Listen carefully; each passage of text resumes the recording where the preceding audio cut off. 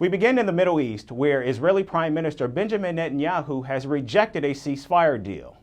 The Israeli Prime Minister says there can be no solution to Israel's security issues except through absolute victory over Hamas, which he says is within reach.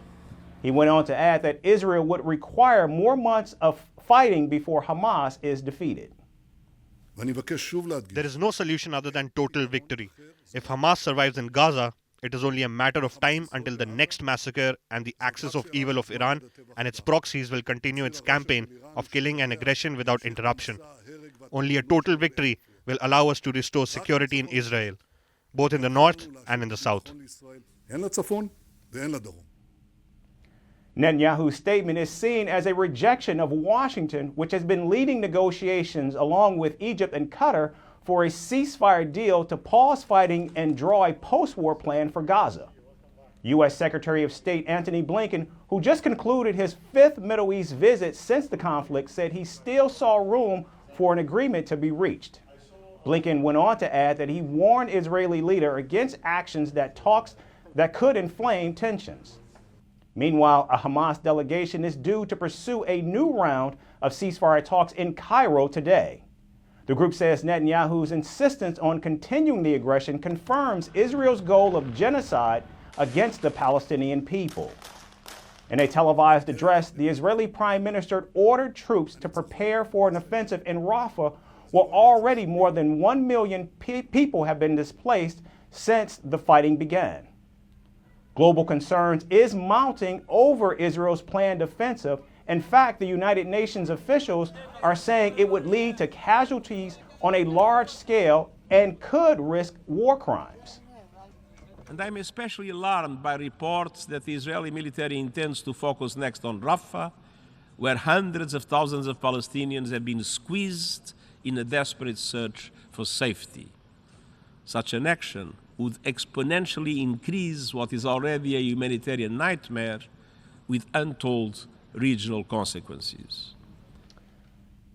The Netanyahu government says Hamas' response to the ceasefire deal had all but guaranteed Israel's rejection. Hamas sought a 4.5-month ceasefire in Gaza. The group said during this period all hostages would be released and Israel must withdraw its forces from the Gaza Strip and end the war.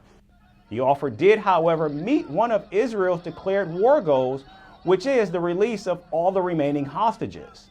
But it challenges Netanyahu government's main pledge to keep fighting until Hamas is destroyed.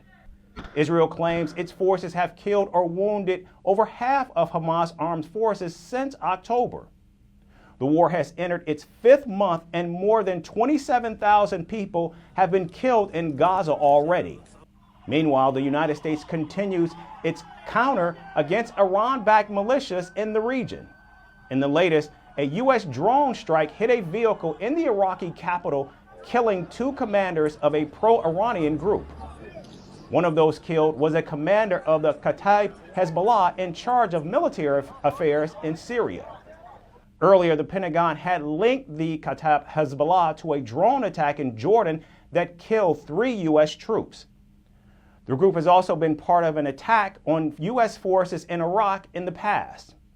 Just last week, the U.S. began retaliatory strikes against Iranian-backed groups in Iraq and Syria, and Washington said this is just the beginning of its response to the killing of 3 U.S. troops.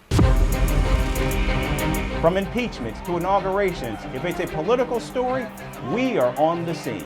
The race for the White House is heating up. We're beating Biden. How dare he say that? If it's breaking news, we're live with the latest coverage. From the White House, the State Department, and Capitol Hill, we know the issues, but above all, we know the players to bring you the latest in-depth analysis on all the key stories that we're covering. I'm Eric Ham. Join me from Washington here on Firstpost America.